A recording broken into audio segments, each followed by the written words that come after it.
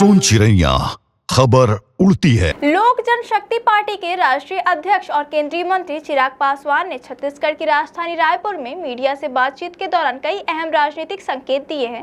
एक निजी कार्यक्रम में शामिल होने पहुंचे चिराग ने कहा कि बिहार के मुख्यमंत्री पद की कोई वैकेंसी नहीं है, वहां अभी नीतीश कुमार मुख्यमंत्री हैं और चुनाव के बाद भी वही पद पर बने रहेंगे। उनसे जब यह पूछा गया कि क्या वह खुद बिहार के अगले मुख्यमंत्री बनेंगे, तो उन्होंने स्पष्ट किया कि फिलहाल ऐसी कोई स्थिति नहीं है। हालांकि चिराग पासवान ने यह भी कहा कि अगर बिहार विधानसभा चुनाव में उनके उतरने से पार्टी को फायदा होता है तो वे जरूर चुनाव लड़ेंगे। उन्होंने यह भी स्पष्ट किया कि पार्टी इस दिशा में मंथन कर रही है और अगर चुनाव में उनका स्ट्राइक रेट बेहतर रहता है तो उन्हें मैदान में उतारा जा सकता है। उन्होंने भाजपा का उदाहरण देते हुए कहा कि पार्टी ने कई बार सांसदों को विधानसभा चुनाव में उतारकर रणनीति लाभ उठाया है। चिराग पासवान ने छत्तीसगढ़ में अपनी पार्टी के विस्तार की बात भी उन्होंने कहा कि वे अब छत्तीसगढ़ में पार्टी संगठन को मजबूत करने के लिए लगातार दौरे करेंगे। हाल के दिनों में पार्टी के कई राष्ट्रीय नेता यहां आकर संगठन की समीक्षा कर चुके हैं। चिराग ने कहा कि पार्टी धीरे धीरे एक्सपेंस मोड में है और बिहार के अलावा नागालैंड, झारखंड, उत्तर प्रदेश, पंजाब और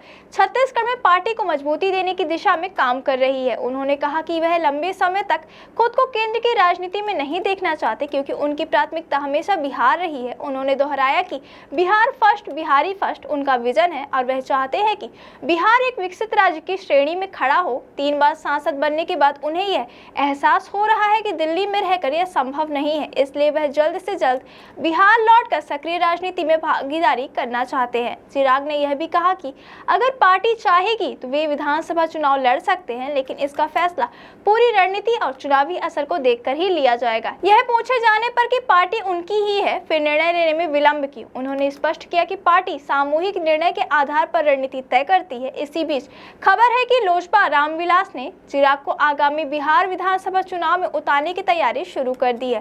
पार्टी सुरक्षित सीट के बजाय सामान्य सीट से उन्हें लड़वाने की योजना पर विचार कर रही है ताकि उनका जनाधार और राजनीतिक प्रभाव और भी व्यापक हो सके। चुनाव को लेकर चिराग को प्रशांत किशोर का समर्थन भी मिला है। किशोर ने कहा कि अगर चिराग जाति धर्म की राजनीति से हटकर राज्य की राजनीति में सक्रिय होते हैं तो यह बिहार के लिए एक सकारात्मक संकेत होगा। बिहार विधानसभा चुनाव को लेकर तैयारियां शुरू हो चुकी है।